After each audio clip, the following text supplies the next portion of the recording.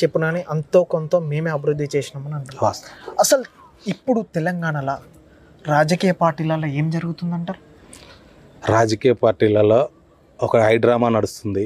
నేను స్వయంగా చెప్తున్నా, బండి సంజయ్ చేస్తున్నట్టారా? లేదన్న తప్పది. మన ఏదో స్టేట్మెంట్ ఇచ్చాడు అనుకుంటా కదా, నేను కేసీఆర్ ని వదిలిపెట్టాను, కేసీఆర్ నన్ను 3 సార్లు జైలుకు పంపించాడు, నేను ఖచ్చితంగా జైలుకు పంపిస్తాను ఆయన మాట్లాడాడు. కవిత జైల్లోకి వెళ్ళి రాగానే నన్ను ఎవరైతే లోపల ఉండడానికి ముఖ్య కారణమయ్యారో నేను వాళ్ళని వదిలిపెట్టాను, ఖచ్చితంగా వాళ్ళకి అట్లా నేను చేయాల్సింది చేస్తాను. ఇది ఈ వారం అసలు ఎవరి మధ్యలో జరుగుతుంది, ఎవరికి సంబంధం? బండి సంజయ్ స్వచ్ఛందంగా ప్రజల కోసం ప్రజా సమస్యల మీద కొట్లాడేటటువంటి వ్యక్తి.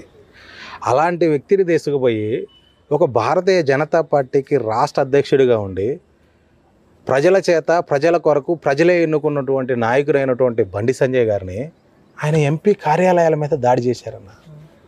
అరే బండి సంజయ్ని హత్య చేయడానికి ప్రయత్నం చేశారన్న.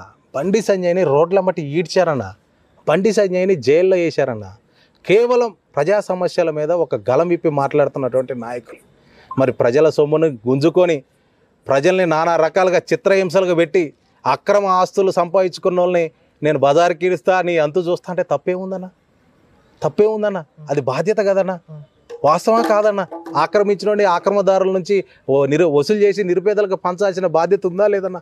ఇలా బండి సంజయ్ ఒక కేంద్ర మంత్రి హోదాలో ఉండు కాబట్టి ఆ మాట మాట్లాడతాడన్నా.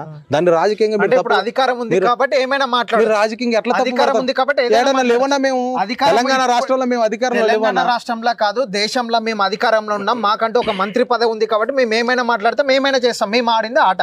ఎట్లా ఇద్దాం? బీజేపీ పార్టీ ఎట్లా ఇద్దాం? అట్లా మీరే అన్నారు కదా. ఏమన్నాం? ఇప్పుడు మీరే ఏమన్నా నేను అంటే అన్నప్పుడు వాళ్ళంటే తప్పులేదు కానీ మేమంటే తప్పులేదా అంటే మేము అనొచ్చు కదా.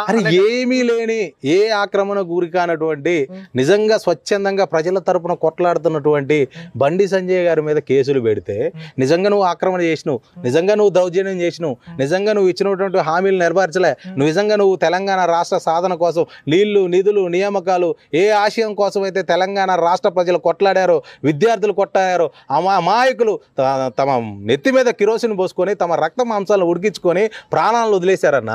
అలాంటి సమాధుల మీద నువ్వు పెద్ద భవనాన్ని నిర్మించుకొని, ఇంద్రభవనం నిర్మించుకొని నువ్వు అలా అనుభవిస్తున్నావు.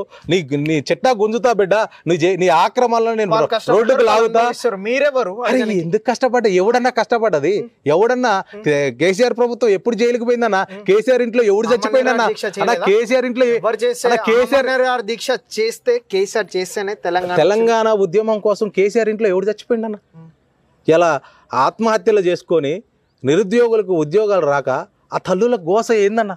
ఇలా పిల్లలు నిజంగా మేము తెలంగాణ రాష్ట్రాన్ని సాధించుకుంటే మిగిలిన అలాంటి యువత కన్నా ఉద్యోగ అవకాశాలు వస్తాయి, మిగిలిన యువత కన్నా నా తెలంగాణ రాష్ట్రం బాగుపడిద్దని చెప్పేసి ఇలా వారు తెలంగాణ రాష్ట్రం కోసం వాళ్ళ ఆత్మ బలిదానాలు చేసుకొని వారు ప్రాణాన్ని సైతం లెక్క చేయకుండా వాళ్ళు చనిపోతే ఇలా ఆ ఫలాలను పొందింది ఎవడన్నా? ఎవడికి లబ్ధి జరిగిందన్న? ఏ అమాయక ప్రజలను ఆదుకుందన్న ఈ బీఆర్ఎస్ ప్రభుత్వం? దానిని ఎండగడతా అని బండి సంజయ్ మాట్లాడితే తప్పేలా ఇద్దన్న? అంటే బండి సంజయ్ని జైల్లో పెట్టొచ్చు అన్న? బండి సంజయ్ని ఏ తప్పు చేయకపోయినా రోడ్ల మీద గుంజొచ్చు అన్న? బండి సంజయ్ మీద ఏ తప్పు లేకపోయినా కూడా ఆ రోజు మేము బీఆర్ఎస్ పార్టీ అధికారంలో ఉన్నాం కాబట్టి బండి సంజయ్ ఎంపీ అయినా సరే ఆయన ఇళ్ల మీద దాడులు చేయొచ్చు, ఆయన ఎంపీ కార్యాలయం మీద దాడి చేయొచ్చు, ఆయన రోడ్డు ఎక్కితే దాడి చేయొచ్చు. అందుట్లో తప్పు ఉండదన్న? అరే ఇలా మేము నువ్వు అధికారాన్ని అడ్డం పెట్టుకొని ఏమేమి సంపాదించుకున్నావు, నీ సంగతి చూస్తా, నేను రోడ్డు మీద కీడుస్తా, నిన్ను ఖచ్చితంగా జైలుకు పంపిస్తా, నువ్వు ఏదైతే అవినీతి చేసినావో దాని మీదనే నిరూపించి నిన్ను జైలుకు పంపిస్తా అని చెప్పి సంజయ్ మాట్లాడితే అది తప్పేలా ఇద్దన్న? ఎమ్మెల్సీ కవిత మాట్లాడిన దాన్ని మరి ఎట్లా చూడాలంట? ఏమన్నదన్న కవిత? నన్ను జైల్లోకి పోనీకి ఎవరెవరైతే కారణమైనారో వాళ్ళందరూ అంతు చూస్తాను మాట్లాడారు. వాళ్ళు చేస్తారన్న రాజకీయ కుట్ర, వాళ్ళు చేస్తారన్న వ్యక్తిగత హత్యలు. వాళ్ళకి ఎందుకంటే గతంలో అధికారాన్ని అనుభవించారు, కోటాను కోట్లు వేసుకున్నారు. సిగ్గుండాలన్న ఆ మాట మాట్లాడటానికి. ఒక మహిళ తెలంగాణ రాష్ట్రంలో ఒక ముఖ్యమంత్రి బిడ్డ ఎంతో గౌరవించుకోవాల్సినటువంటి ఆమె నేను తెలంగాణ బిడ్డని అని తెలంగాణ రాష్ట్రం అంతా తిరిగి బతుకమ్మలాడి నేను తెలంగాణ గొప్ప ఆడపడుచుడనుకుని చెప్పుకునేటువంటి ఈ కవిత లిక్కర్ కేసులో ఒక మహిళ లిక్కర్ కేసులో ఉందంటే సిగ్గుపడాల్సిన విషయం అన్న ఇది. మళ్ళీ పైపెచ్చి డైలాగులు ఎందుకన్నా? ఏం చేస్తుందన్నా బయటకు వచ్చి? ఇలాంటి అతి ఉత్సాహం చూపించే నువ్వు జైలుకు పోయినావు. మళ్ళీ మా భారతీయ జనతా పార్టీని అనవసరంగా ప్రచారం ఎందుకు చేస్తాను? దేశంలో మహిళలకు